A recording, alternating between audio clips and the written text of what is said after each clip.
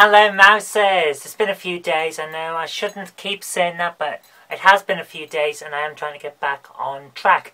So, what do I want to talk about today? It's a bit varied, we're going to jump straight into it.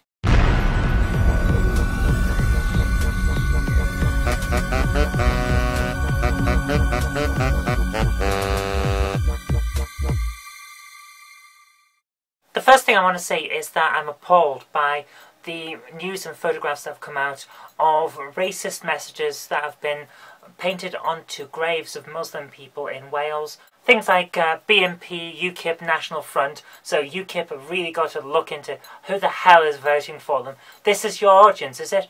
This is your people. If that is the case, then you should be out there telling them that this is not acceptable behaviour. Who the hell thinks that because some ridiculously ignorant people went out and killed someone, that all of a sudden every member of that group's religion has suddenly become murderers? That's ridiculous. That is the kind of mentality that caused the people that are doing all these terrorist atrocities to start attacking us, because that's the message that they have. They keep talking about all the atrocities that we committed in the 12th century.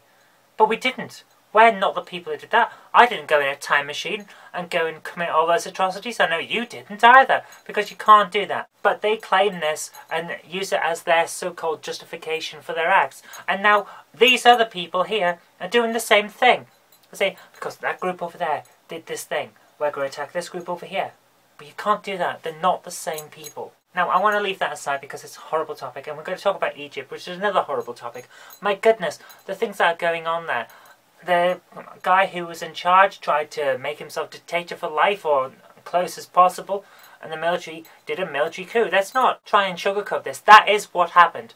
This guy was in charge, and he tried to make sure that he was in charge forever, or whatever he wanted to call it, and the military did a military coup and took over. They've established a new interim presidency, and they've put in place a roadmap of how to get democracy back on track. Now, that's all well and good. I'm not going to say the military were bad for doing this. I'm not going to say they're good. They had a military coup, and that's how it is now. But what interested me was this idea that they're going to have some kind of code for the media. And that really started setting off alarm bells for me. The moment you start looking into how the media should behave, especially when you've just taken over the whole damn country, that's not exactly good. What this is, I don't know. It's a Charter of Honour, they're calling it, and I haven't seen a copy yet. I haven't been able to find one.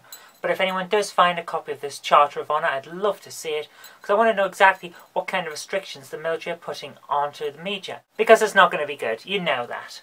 Because every time there's a riot or an uprising, the first thing that happens is the government, or whoever's trying to take control and become the government, tries to put a cramp down onto what information can get in and out of the country. Putting in a code of honour during a time of military coup, that's going to say, oh, we're going to try that too. So I hope that everything works out, but right now, there's a lot of red flags. Talking about red flags, we've got another thing that I really want to make people aware of. There is a master key that allows unparalleled access to Android phones. Which Android phones? All of them. This information has been brought to light by a security firm called Blue Box, and it apparently gives them unparalleled access to Android phones. So if you've got an Android phone, look into this, make sure you're safe and that your data is secure.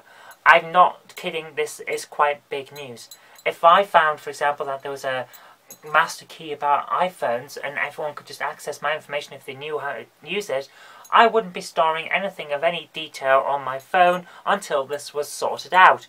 And even then I might be thinking twice about keeping any information on there. Yeah, sure, a lot of people don't keep a huge amount of information on their phone. They use it to play Angry Birds and things like that, and maybe occasionally make a phone call. But for those of you who have their life on their phone, and I have to admit, for a long time I kept pretty much my entire life on my phone. If I wasn't dealing with work issues, I was sending emails to get work issues and things like that.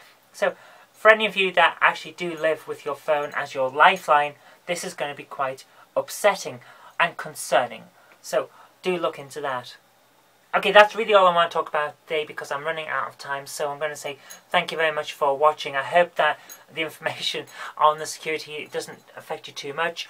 Let's hope that all the best happens in Egypt. We know that it's going to get bad before it's going to get better, but hopefully the end of the bad times is in sight and we can see peace going forward.